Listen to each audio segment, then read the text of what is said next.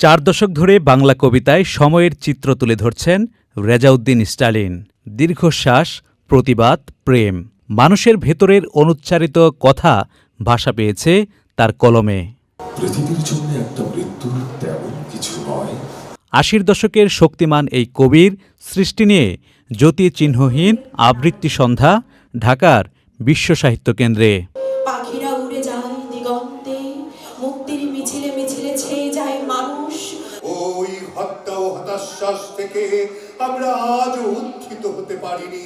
কবির অনুরাগীরা বলছেন, শব্দের ভেতরেও যে আশ্রয় আছে তা ধরা পড়ে রেজাউদ্দিন স্টালিনের কবিতায়। আমি সবাই কাছে শুনেছি কবি আর সাহিত্যিক হিসাবে স্টালিনের জয়গান। আমি নিশ্চিত করে বলতে পারি, কালের যাত্রায় উনি অগ্নি পরীক্ষায় পাশ করে একজন কবি হিসাবে টিকে থাকবেন।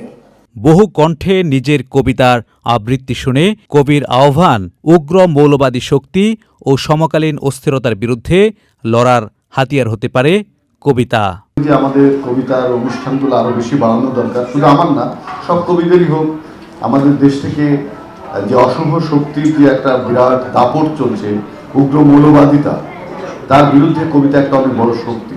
আমি বিশ্বাস করি যে কবিতা বিশ্বযুদ্ধ ঠেকাতে পারে, কবিতা জীবনকে বাঁচিয়ে তোলে, কবিতা নতুন করে স্বপ্ন দেখায়, আমাদের অদেখা জীবনকে কবিতা ছবির শব্দের অক্ষরে এঁকে দেয়। কবিতার বিজয় অবশ্যম্ভাবী, কবিদের জয় হোক। অনুষ্ঠান শেষে পাঠকদের ভালোবাসায় সিক্ত হন কবি Rezauddin Stalin. Lutfor Rahman Sohag, Channel i, Dhaka.